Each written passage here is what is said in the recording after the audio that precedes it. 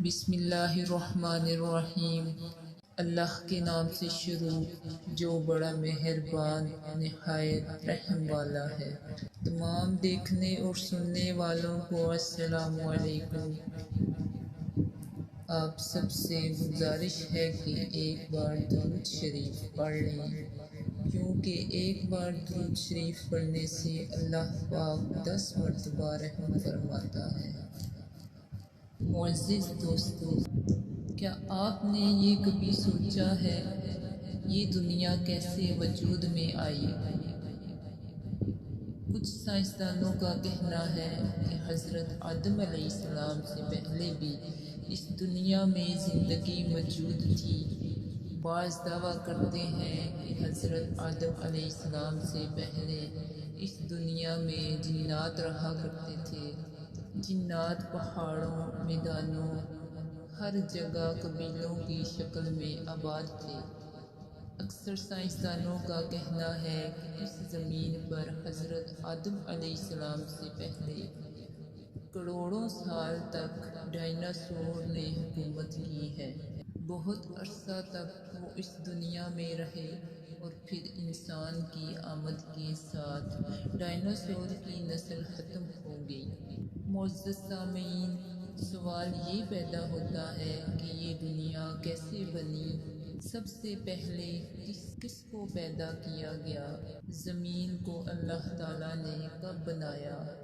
اور آخر اللہ تعالیٰ نے انسانوں کو کیوں پیدا کیا؟ ان سب سوالات کے جوابات جاننے کے لیے اس ویڈیو کو اینڈ تک لازمی دیکھیں۔ معزز دوستو، اس میں کوئی شک نہیں کہ زمین و آسمان بلکہ اس کائنات میں موجود ہر چیز اللہ تعالیٰ نے ہی پیدا فرمائی ہے۔ قرآن مجید میں اللہ تبارک و تعالیٰ سورہ حدید آیت نمبر 4 میں ارشاد فرماتا ہے، ترجمہ: وہی ہے جس نے آسمانوں اور زمین کو 6 دن میں پیدا کیا، پھر عرش پر جلوہ فرما ہوا۔ وہ خوب جانتا ہے اس چیز کو جو زمین میں جائے اور جو اس سے نکلے، اور جو آسمان سے نیچے آئے اور جو کچھ اس میں چڑھ کر جائے، اور جہاں کہیں تم ہو وہ تمہارے ساتھ ہے، اور اللہ تبارک و تعالیٰ تمہارے اعمال کو دیکھ رہا ہے۔ اسی طرح اللہ تعالیٰ سورہ ہود کی آیت نمبر 7 میں ارشاد فرماتا ہے، اور اللہ ہی وہ ذات ہے جس نے 6 دن میں آسمانوں اور زمین کو پیدا فرمایا اور اس کا عرش پانی پر تھا۔ معزز دوستو، امام احمد بن حنبل رحمۃ اللہ علیہ نے روایت بیان کی ہے کہ رسول اللہ صلی اللہ علیہ وآلہ وسلم سے کسی صحابی نے پوچھا، اے اللہ تبارک و تعالیٰ کے رسول، آسمانوں اور زمین کو پیدا کرنے سے پہلے ہمارا پروردگار کہاں تھا؟ آپ صلی اللہ علیہ وآلہ وسلم نے فرمایا، عما میں تھا، یعنی اللہ تبارک و تعالیٰ کے سوا کچھ نہ تھا، نہ اس کے اوپر ہوا تھی نہ اس کے نیچے ہوا تھی، مطلب یہ کہ کچھ نہ تھا۔ پھر اس نے پانی پر اپنا عرش پیدا کیا، گویا یہ تھی مخلوق کی ابتدا۔ بیان کرتے ہوئے کہا، امام احمد، امام ترمذی، امام داؤد اور بے شمار محدثین نے روایت بیان کرتے ہوئے کہا کہ رسول اکرم صلی اللہ علیہ وآلہ وسلم نے فرمایا، بلا شبہ اللہ تعالیٰ نے سب سے پہلے قلم کو پیدا کیا، پھر اللہ تبارک و تعالیٰ نے اس کو حکم دیا، چنانچہ وہ اس طرح چل پڑا اور قیامت تک ہونے والی ہر چیز لکھ دی۔ یہ اللہ تعالیٰ کا علم تھا جس کو قلم نے اس کے حکم کے مطابق لوح محفوظ پر لکھا۔ دوستو، یہاں آپ کو بخاری شریف کی حدیث مبارک بیان کرتے چلیں کہ ایک دفعہ یمن سے ایک وفد حضور کریم صلی اللہ علیہ وآلہ وسلم کی خدمت میں حاضر ہوا۔ وہ عرض کرنے لگے، اے اللہ تعالیٰ کے رسول صلی اللہ علیہ وآلہ وسلم، ہم آپ کے پاس دین کو سمجھنے ہمارا یہ سوال ہے کہ اللہ تعالیٰ نے سب سے پہلے کیا چیز پیدا کی ہے؟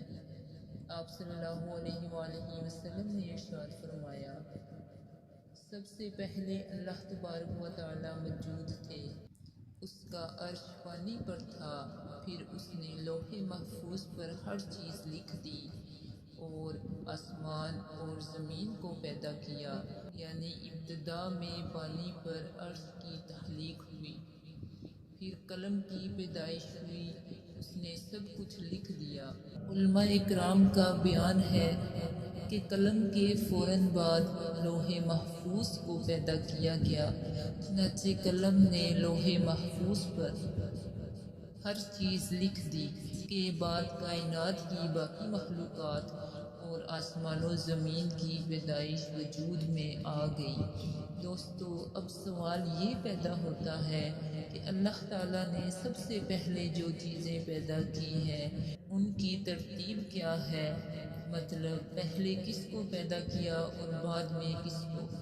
مسلم شریف میں حضرت ابو ہریرہ رضی اللہ تعالیٰ عنہ سے روایت ہے کہ نبی کریم صلی اللہ علیہ وآلہ وسلم نے میرا ہاتھ پکڑا اور فرمایا، اللہ تبارک و تعالیٰ نے ہفتے کے دن مٹی کو پیدا کیا، اتوار کے دن زمین اور پہاڑ، پیر کے دن درخت، منگل کے دن تکالیف، مصائب، جراثیم اور بیماریاں، بدھ کے دن نور کو، جمعرات کے دن زمین میں چوپایوں کو پھیلا دیا اور تمام مخلوقات میں جمعے کے دن کی آخری گھڑیوں میں یعنی عصر سے رات کے درمیان میں آدم علیہ السلام کو پیدا کیا۔ مطلب یہ کہ ابتدائے آفرینش میں جن مخلوقات کی تخلیق ہوئی ان میں سے آخری مخلوق انسان تھا۔ اس حدیث میں مختلف حالات کو نہایت وضاحت سے بیان کیا گیا ہے۔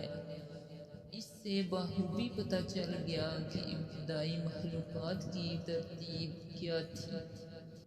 ان میں سب سے آخری نمبر حضرت آدم علیہ السلام کا تھا، جبکہ آدم علیہ السلام نسل انسانی میں سب سے پہلے اور تمام انسانوں کے باپ ہیں۔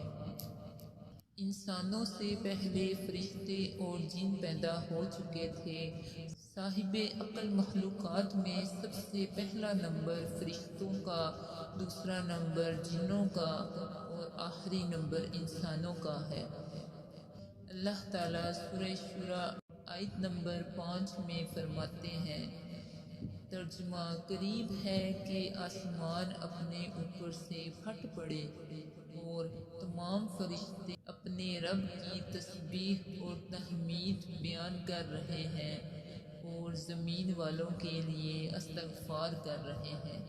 خبردار، اللہ تعالیٰ معاف کرنے والا، رحمت کرنے والا ہے۔ مسلم شریف میں ہے، سیدہ عائشہ صدیقہ رضی اللہ تعالیٰ عنہ سے روایت ہے کہ نبی اکرم صلی اللہ علیہ وآلہ وسلم نے فرمایا، فرشتوں کو نور سے اور جنوں کو آگ سے پیدا کیا گیا اور آدم علیہ السلام کو اس چیز سے پیدا کیا گیا جو تمہارے لیے بیان کر دی گئی، یعنی مٹی سے۔ فرشتوں کی تخلیق کے بعد جنوں کو پیدا کیا گیا اور جنوں کو انسانوں سے پہلے پیدا کیا گیا، جیسا کہ اللہ تعالیٰ سورہ الحجر آیت نمبر 27 میں فرماتے ہیں۔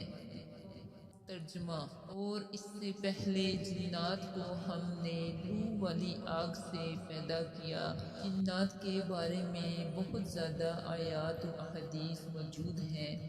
اللہ تعالیٰ فرماتے ہیں، اور جنات کو آگ کے شعلے سے پیدا کیا گیا۔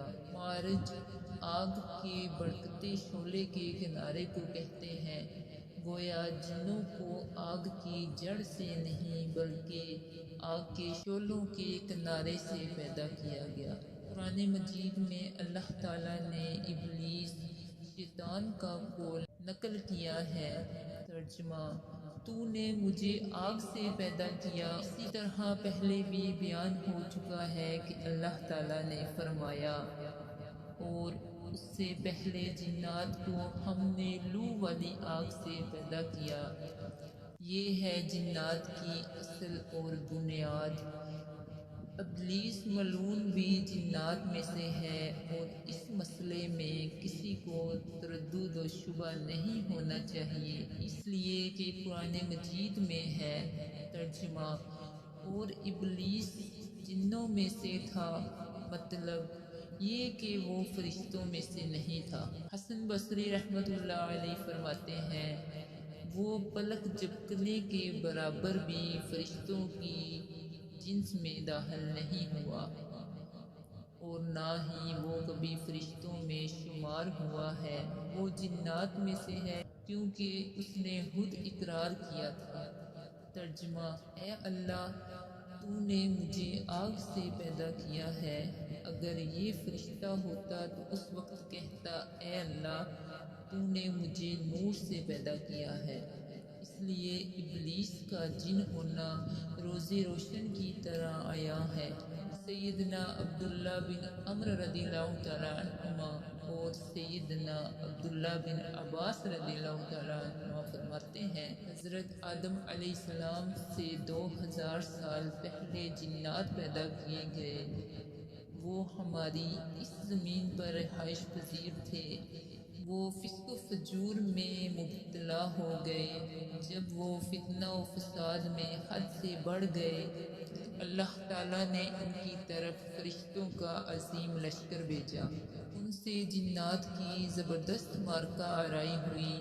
اس میں فرشتوں نے جنات کو تہس نہس کر دیا، اور وہ سمندروں کے جزیروں میں پناہ لینے پر مجبور ہو گئے۔ زمین کے ہر بر اعظم سے انہیں جلا وطن کر دیا گیا۔ آج تک ان کا مرکز یہی جزیرے اور عظیم مراکز ہیں۔ یہ واقعہ حضرت آدم علیہ السلام کی تخلیق سے پہلے ہو چکا ہے۔ حدیث مبارکہ میں ہے کہ ابلیس ملعون کا ایک تخت ہے، اور وہ تمام جنات کا سردار اور حکمران ہے۔ اس کا شاہی تخت پانی پر ہے، اگرچہ اس کی متعین جگہ ہمیں معلوم نہیں۔